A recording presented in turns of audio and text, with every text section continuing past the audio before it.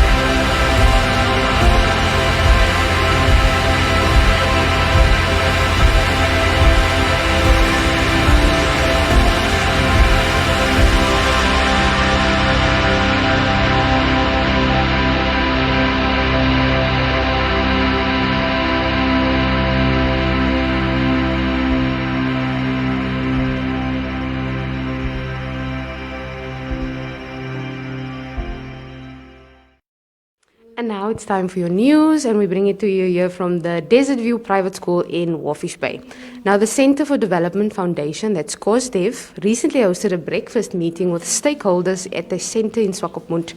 Now, speaking at the event, the former Secretary General of the Namibia Employees Federation, NEF, Tim Parkhouse, said that there needs to be a cooperation as well as sincere and clear communication between training establishments and the industry so that workers can obtain the necessary skills. Now, statistics show that there are over 34,000 persons who are enrolled in technical vocational institutions countrywide, but this number needs to be doubled. Now, the Minister of Education and Culture, Arts and Culture, that's Anna Ipandoka, met with education stakeholders of the Irongo region regarding the Namibian Senior Secondary Certificate Advanced Subsidiary Curriculum. One of the biggest concerns for schools offering this curriculum in the Irongo region remains the availability of space due to a lack of placement for learners. Other challenges include a lack of infrastructure, equipment, textbooks, and resources. Now, Ipandoka said that innovation is needed for schools to resolve challenges. Now, and then finally, 15 students from the Namibia University of Science and Technology, that's the Bachelor of Technology Marine Engineering Department, attended an experiential learning program hosted by NAMDOC that is aimed at exposing the learners to the marine industry. Now, the students rotated between NAMDOC's departments and that of Hangana Seafood and 3C Metal Belma during the month-long program. But you can head on over to our website, that's www.irongo.com.na, that's www.irongo.com.na to read more on this, as well as a lot of other things is happening right here in the Irongo region.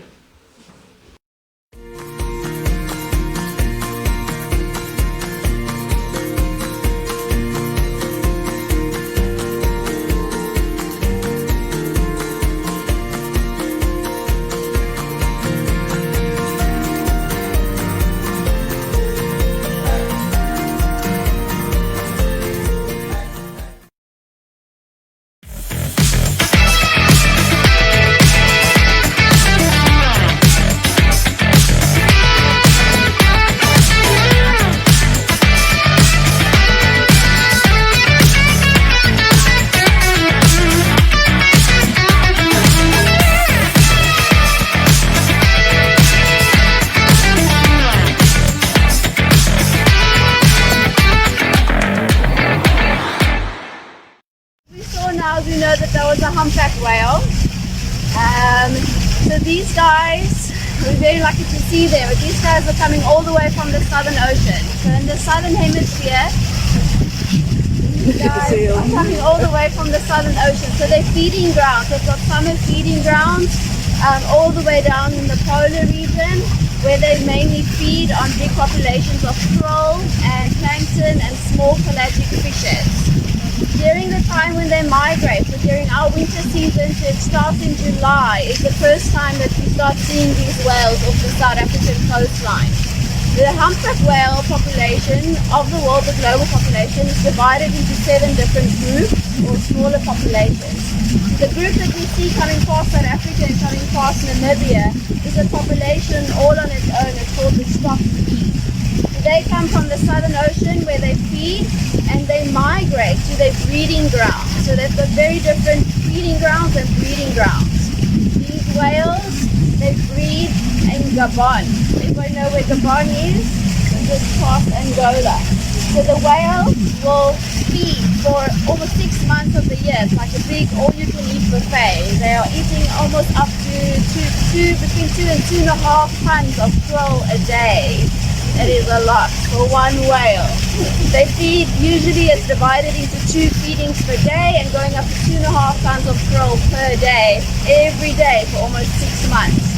So that's to stock up. So the whale, the fat that they have is called blubber. It's extremely thick fat, and that will keep them warm and will keep them energized throughout their entire migration season, throughout the group. So like I mentioned, we start seeing these whales in about June, July. The peak is definitely around July here in Namibia. So they use us as a migration corridor. So the whales that we are seeing here are not breeding here, they're not calving here, they are just migrating past us. So we first see the first whales in South Africa, then just after that they're in Namibia, Angola, and then in August all the whales are supposed to be in Gabon, and that is where they would breed. So the males and the female whales get together there, there's no feeding activity happening there, and they are all breeding. So female whales, humpback whales, they'll have a baby every 2 to 3 years. Some of them have been seen to have babies annually, but on the average it's about every 2 to 3 years. So if she's having a baby this year, her gestation period will be 11 months. So she has the baby in her stomach for 11 months. After she has given birth, the young stay with their mother for at least 1 year. Whales are mammals, just like we are. So we breathe air, so that's what we heard from this whale. They have big lungs, they breathe oxygen and air just like we do. And they nurse their young with milk. So the baby will drink from the mother for the entire year. The humpback whales are born at around 5 meters, you could say, on average. I would guess that whale that you saw, so it was a very small whale, but you didn't see a mob. It was a single whale. So we know that that whale is very small, so it's still young, but it's not a calf anymore. It has left its mother. So that whale, it's difficult to say. It was in the water, maybe it was about 8 meters, 7 or 8 meters, and it has definitely already passed that year. It has left its mother already. Once the whales leave their mothers, they are fairly independent. They start feeding by themselves. Obviously, they're not feeding with their moms anymore. And then there's no association anymore between mother whales and baby whales. But they all go back. So the theory is there where you were born, you all go back to that area to go breed.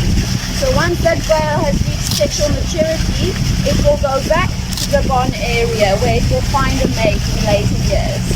They reach sexual maturity anything from about, let's say roughly about 14 years of age. Humpback whales live very long. Some of them go up to 80 years of age. So almost like humans, really like humans. They live for a very long time. Well, that you saw now, they're resting here. So because they are traveling thousands of kilometers, the whales come to rest. They often stop over. Theoretically, they're not supposed to feed here, but we've been seeing a lot of feeding behavior that has happened in South Africa, and people have reported now some feeding behavior in Namibia, which is an incredible thing. We'll talk a bit more about how they feed in a little while. So a lot of the whales that you see here are on their migration route. This time of the year, the whales you see, well, once they've breasted, they will head north. They continue on their migration route. In August, the peak is in the Gabon, where all the whales are. After that month, they'll start returning south again. So then Namibia gets another peak around September, October. And then you usually see the last whales in about end of October, November. So hopefully we see some guys that are still on their way north. Like that guy was definitely taking a break, resting for a little bit. Sometimes we do get some socializing whales, whales that are very excited and still have a lot of energy about them. Yeah. A bit about the feeding. So these whales are called baleen whales. So they don't have teeth like we do. They have hairs. They are called baleen plates. The baleen whales have plates like this. So this is from a real whale. This is from a pygmy right whale. So it's a bit smaller than a humpback whale. So the humpback whale plates, the back plates are over 76 centimeters. So it's quite long. It's about at least 2 times this size. So the whales use these plates. It's only on the upper jaw of the whale. So it starts in the upper jaw, and the smaller plates will start in front, and the longer plates that grow first and get longer with age, that will be at the back. Scientists use this. We can get samples of these baleen plates to map, to kind of see what the whale's dietary history was. So if you take the oldest plate, it would be the longest plate at the back of the mouth. Through isotopic analysis, you can see what the dietary history of this animal was. So where and what it was actually feeding on what krill it was feeding on, or small fish or plankton it was feeding on. Also giving us an idea of where that animal actually comes from. So this very valuable information. I will send this around to you so you can see. So as I mentioned, it's from a pygmy right whale, it's much shorter. And from the humpback whales that you just saw, it's very, very big and very long plates, and they're much thicker than this, but it's a bit difficult to carry around. So this part is the gum, so it will sit in the mouth like this, and both they've got 2 rows. So what they do is they filter feed. So they will take in these enormous gulps of water into their mouth, and with the krill and the small fish that is in between that, and then they will swirl it around with their tongue and push this water out of their mouth. And then on the inside of these plates, when it's still fresh, it has a lot of hairs on the inside. So then this krill and the fish will get stuck on the hairs on the inside, and that is how they feed. It's called filter feed. With these whales, the humpback whales, if you do see feeding behaviors, it's incredible where they trap the fish or the krill at the surface, and they come down from the bottom and they open their mouth like this. It's called gulp feeding, surface feeding, and then they take in huge gulps of water, and you just see the fish jumping all around. So trapping it basically at the surface and then taking millions of liters of water into their mouth and pushing it back out again, filtering through this. Whales were I think we all know they were unfortunately very heavily targeted in the 1900s by commercial whalers. And the population had a massive decline of up to 95%, a decline of the population for very valuable oil at that time. The whale oil was very valuable for us. So the whale populations were basically on the brink of extinction during that time. But in the 70s and latest 75, they got conservation status, and they've actually been protected, but then they were endangered species.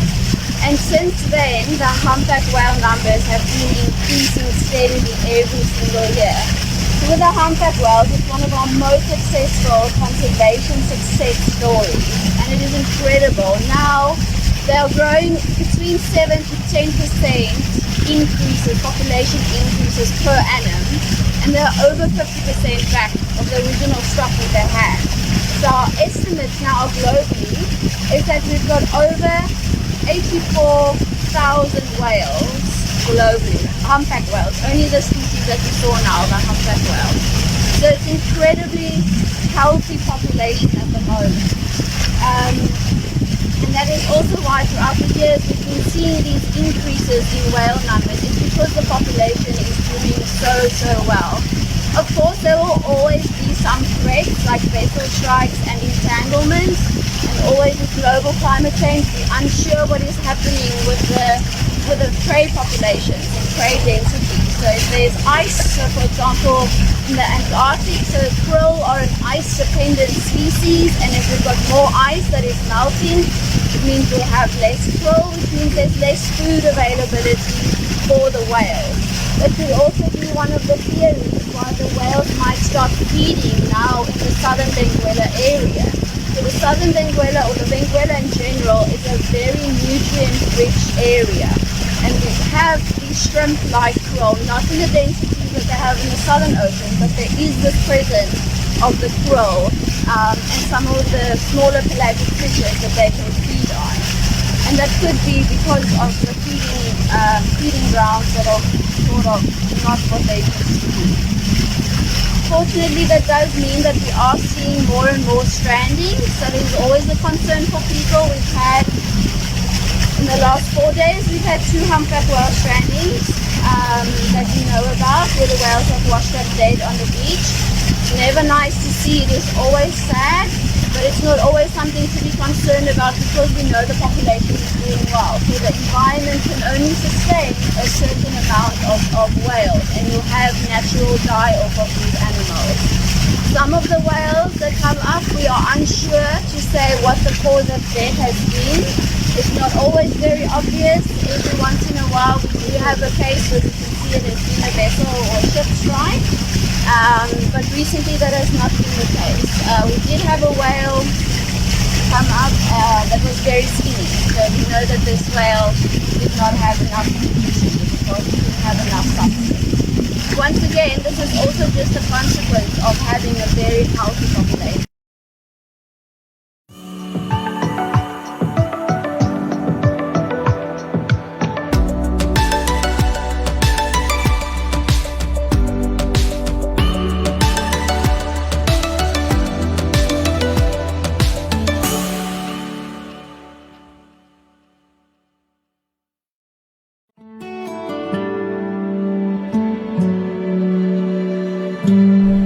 Knowledge gained through experience is more superior and far better than bookish knowledge.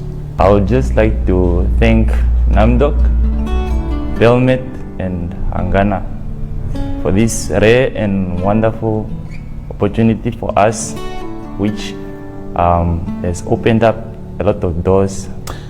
These 3 companies gave us the practical exposure we lacked. For example, Belmet gave us more understanding of drawings and the standards of drawings that are used in the marine industry that we did not know. Hangana taught us more to allow ourselves to be beginners. Nobody knows everything. And then we come to NAMDOC. At NAMDOC, I realized that we learned about 2 principles. One is Archimedes' principle and one is Bernoulli's equation. They told me that your hands are your only best tools and they are not in stock.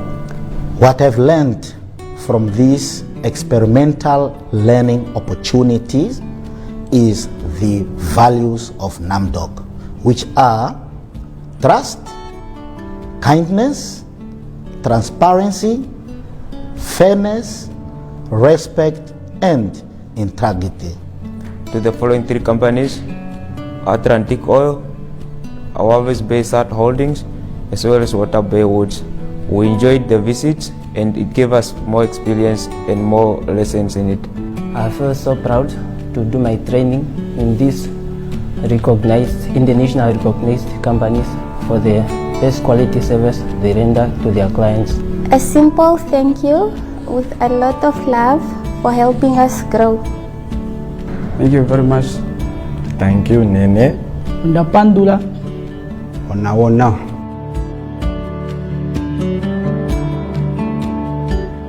Thank you.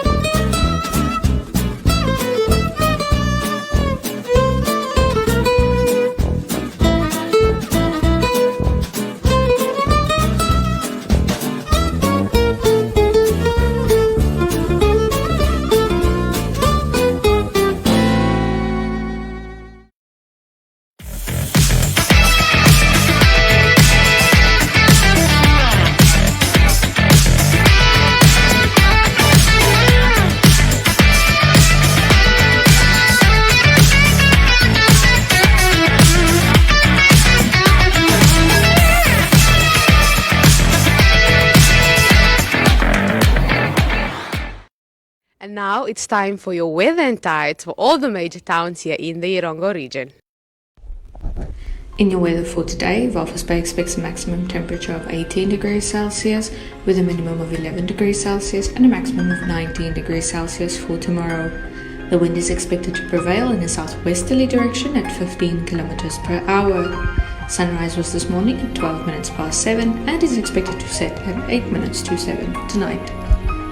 Swakopmund expects a maximum temperature of 17 degrees Celsius for today with a minimum of 11 degrees Celsius and a maximum of 17 degrees Celsius for tomorrow.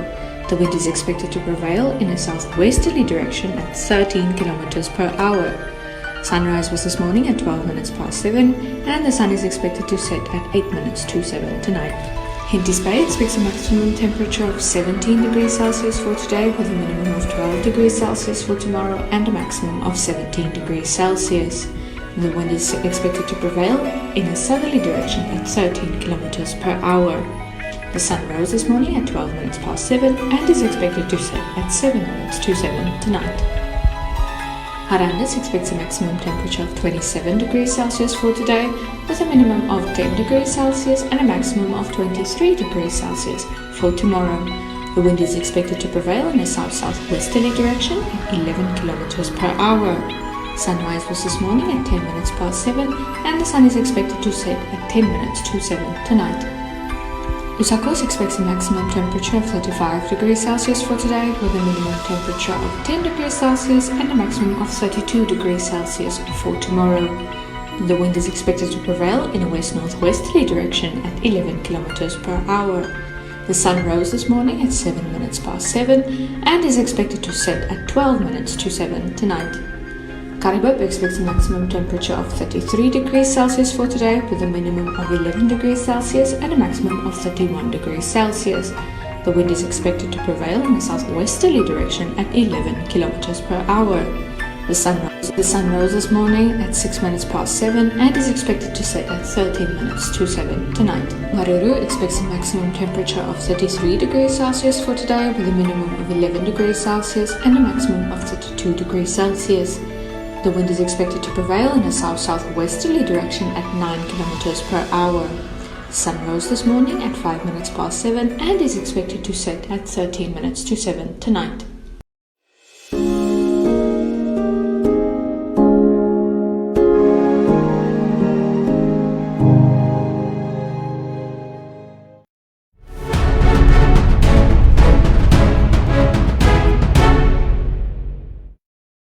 Unfortunately, that brings us to the end of today's episode of Erongo Talk, but you can head on over to our website. That's www.erongo.com.na. That's www.erongo.com.na. You can also head on over to our Facebook, Twitter, and Instagram pages, and you can get in contact with us at 0811 7040. That's 0811 7040 on both WhatsApp and Telegram. You can also join our Telegram channel because it's there we share all that's happening right here in the Erongo region. Now, it's Thursday, it's almost weekend, so hang in there. Until next time, it's bye for now.